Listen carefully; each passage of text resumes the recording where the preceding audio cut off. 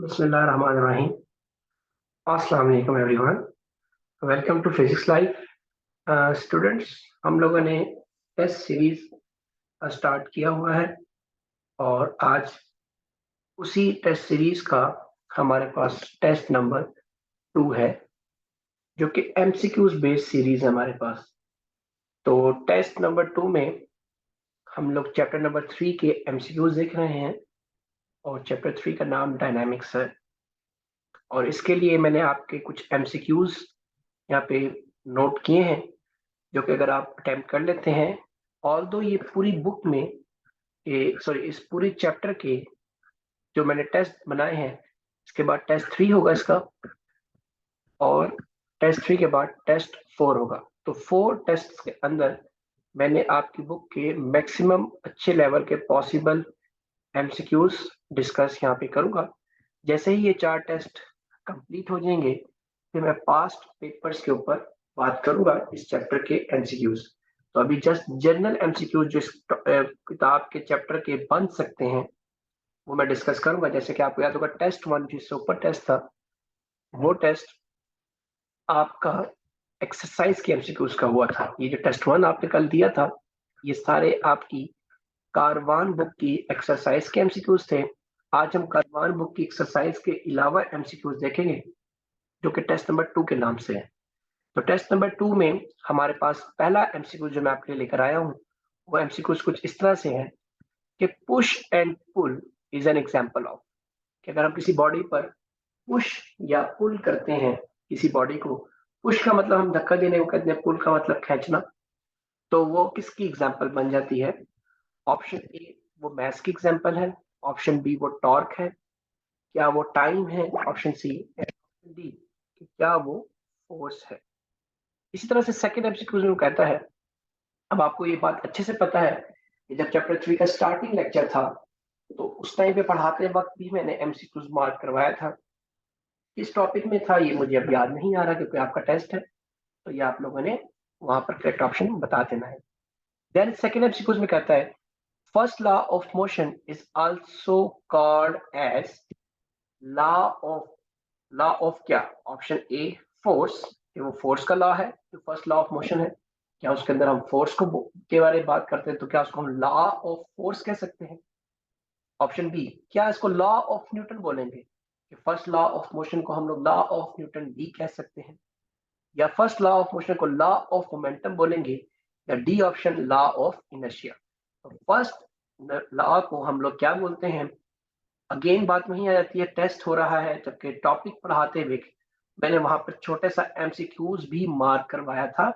आपको अच्छे से याद होगा, आप अपने नोट्स सर्च करेंगे, क्लास में मैं पढ़ाते वक्त आपको बताता रहा था कि इस तरह से एमसीक्यूज आता है। तो ये एमसीक्यूज अब आप अपने नोट से भी सर्च कर सकते हैं, और जो बच्चे नोट से नहीं अपना टेस्ट दे रहे हैं, वो आइडेंटिफाई कर सकते हैं कि इसका करेक्ट ऑप्शन क्या होगा। देन एमसीक्यूज नंबर 3 पर मूव करते हैं। तो थर्ड एमसीक्यूज में वो ये कहता है आपके पास कि एवरीबॉडी, तमाम जो बॉडीज हैं, continue in its state of rest or of uniform motion in a straight line unless it is compelled to change the state of external source is the statement of dash law। कहता है कि कोई भी body है, वो अपनी straight line, uniform motion या फिर रेस्ट की स्टेट को कंटिन्यू रखना चाहती है, जब तक कर सकती है जब तक कोई एक्सटर्नल सोर्स, मतलब कोई बाहर से कोई फोर्स एक्ट ना करे। तो ये किसकी स्टेटमेंट है, मतलब कौन से लॉ की स्टेटमेंट है? ऑप्शन ए में कहता है फर्स्ट लॉ की स्टेटमेंट है, ऑप्शन बी में थर्ड लॉ की स्टेटमेंट बोलता है, ऑप्शन सी सेकंड लॉ है, and option D fourth law. May be एक और लॉ हो, फोर्थ लॉ जो हमने शायद नहीं पढ़ा, शायद ये उसकी स्टेटमेंट भी हो सकती है। तो अगेन लेट्स सी कि इसमें से कितने बच्चों को ये बात पता है कि किस लॉ के अंदर वो कहता है कि बॉडी रेस्ट में रहेगी या यूनिफॉर्म मोशन या स्ट्रेट लाइन रहेगी, जिसमें वो कहता है कि बाहर से कोई सोर्स से कोई मदद ना ली जाए।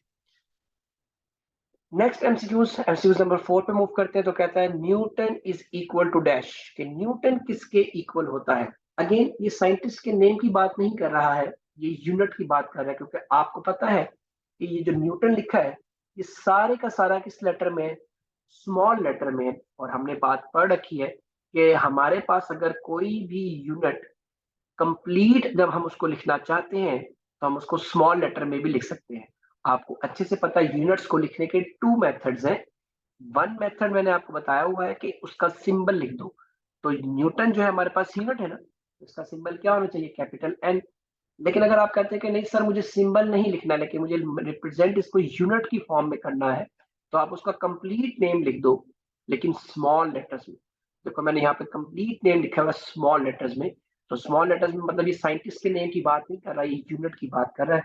इसमें से कोई एक भी कैपिटल लेटर में आ जाता है तो फिर ये यूनिट नहीं रहेगा, ये नेम बन जाएगा। तो कहता है Newton is equal to dash. तो option A, B, C, D. तो इसमें से कौन सा ऑप्शन करेक्ट होगा?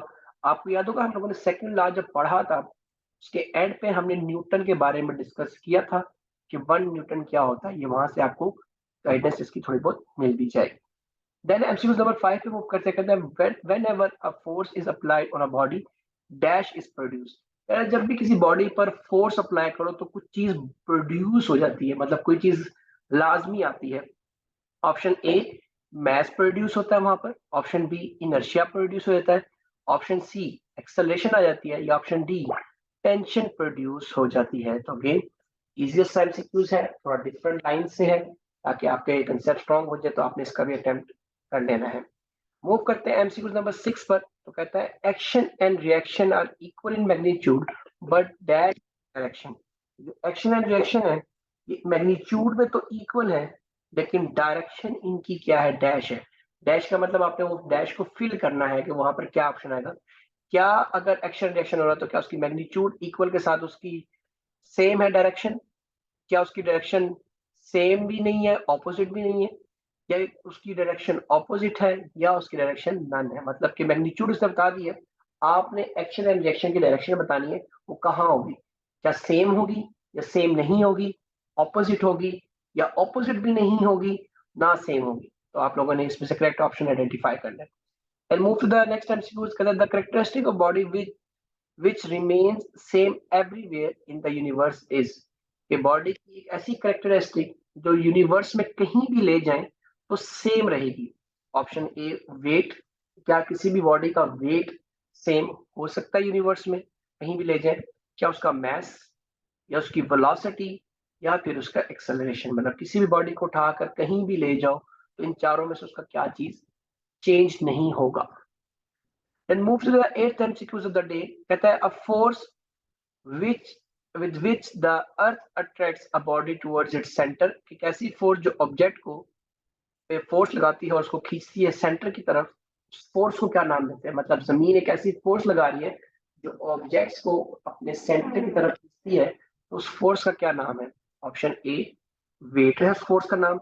बी, उस फोर्स का नाम मैस है। सी, वेलोसिटी। या D, acceleration. Then move to the ninth MCQs। कहता है weight of a body can be measured by dash balance. कि किसी भी बॉडी का वेट मेजर करने के लिए हम कोई एक बैलेंस यूज कर सकते हैं। ऑप्शन बी वन है, हम स्प्रिंग बैलेंस यूज करके वेट निकाल सकते हैं। हम या फिर कोई ऑर्डिनरी सा बैलेंस ले लें उससे कर सकते हैं। या सी सॉ जो पार्ट्स वगैरह में लगा होता है उससे कर सकते हैं। या option D, both A and C. A और सी दोनों यूज किया जा सकता है वेट को मेजर करने के लिए। Then move to the MCQs number 10। Rate of change in momentum of a body is equals to applied। अगर बॉडी का rate of change in momentum हो रहा है वो किसके इक्वल होगा? कुछ हिंट देता चलो तो फोर्स एंड मोमेंटम के रिलेशन से कहीं पे बात हो रही है, तो वहां से भी आप इसकी हेल्प ले सकते हैं। लेकिन अगेन टेस्ट है तो बता सिर्फ इस साथ साथ इसलिए रहोगे, कुछ हमारे पास वीक स्टूडेंट्स होते हैं तो वो चीटिंग ना करें या वो टाइम अपना कंज्यूम ना करें इन सर्चिंग कि कहाँ से एमसीक्यूज आया है। तो मैं उनको हेल्प भी साथ साथ कर रहा हूँ ताकि उनकी प्रैक्टिस हो जाए, बिकॉज दिस सीरीज बिल्कुल टेस्ट के नाम से जरूर है, लेकिन ये सीरीज आपके नंबर से ज्यादा आपकी ग्रूमिंग पर फोकस करने के लिए है। तो काफी सारे बच्चे कह रहे हैं सर आप टेस्ट कहते हैं फिर आप उसका हिंट भी दे देते हैं। जस्ट बेटा आपको यहाँ पे ग्रो करवा रहे हैं, जब आपको पास्ट पेपर्स करवाऊंगा तो फिर हिंट नहीं दूंगा। तो अगेन आपने उसके 4 ऑप्शन गिवन है, करेक्ट ऑप्शन आइडेंटिफाई कर लेना है। So last 4 MCQs of the day. कहता है if a body sorry if a mass of a body is double. किसी बॉडी का मास डबल कर दिया है लेकिन उसकी फोर्स कांस्टेंट है, मतलब उधर फोर्स चेंज नहीं की, मतलब वहां पर हमने मास को डबल कर दिया लेकिन फोर्स उतनी है जो इतनी पहले हम लगा रहे थे। कहता है देन एक्सेलरेशन विल बी, तो उसमें एक्सेलरेशन कितनी होगी? क्या एक्सेलरेशन हाफ हो जाएगी? क्या एक्सेलरेशन डबल हो जाएगी? ये एक्सेलरेशन 1/4 हो जाएगी, मतलब 4 गुना कम हो जाएगी, या 4 गुना 4 टाइम्स बढ़ जाएगी? तो आपने करेक्ट ऑप्शन आइडेंटिफाई करना है। Then move to the 12th MCQs. The product of mass and velocity is called as. ये तो बहुत इजी है आप सबके लिए, आप लोगों ने काफी बार इस MCQs का आंसर किया हुआ है। आपको याद है मैं आपको अक्सर कहता हूँ कुछ डेफिनेशंस भी हमारे पास उसका पार्ट बनती है, तो आपने कमेंट सेक्शन में ये भी बताना है। अब आपकी एक एक्स्ट्रा असाइनमेंट है कि जो 12th MCQs है, it is the definition of what. जो बच्चे मेरा यहाँ तक लेक्चर सुन रहे होंगे उनको पता होगा कि दरमियान में सर ने एक असाइनमेंट सी रखी हुई है। Then move to the 13th MCQs कि the maximum value of static friction is known as dash friction। ये जो मैक्सिमम वैल्यू होती है स्टैटिक फ्रिक्शन की, उसको हम लोग एक और फ्रिक्शन का नाम देते हैं। ये हमारे पास डायनामिक फ्रिक्शन भी कहलाती है क्या? क्या ये हमारे पास काइनेटिक फ्रिक्शन कहलाती है, या लिमिटिंग फ्रिक्शन भी कहला सकती है, या कॉन्टैक्ट, ये हमारे पास कॉन्टैक्ट फ्रिक्शन है? तो चारों में से एक ऑप्शन करेक्ट ऑप्शन यहाँ पर भी होगा। Last MCQs of the day, how many times rolling friction is smaller than sliding friction? ये रोलिंग फ्रिक्शन और स्लाइडिंग फ्रिक्शन में से रोलिंग फ्रिक्शन कितने टाइम्स कम है स्लाइडिंग से? Option A 10, option B 50, and option C 100, and option D 200। तो आपने यहाँ पे इन 14th MCQs का आंसर मार्क करना है, and 12th MCQs is a hidden assignment, जो कि हमें ये आइडेंटिफाई करेंगे किन स्टूडेंट्स ने वीडियो पूरी देखी है। Take very much care of yourself. अल्लाह हाफिज।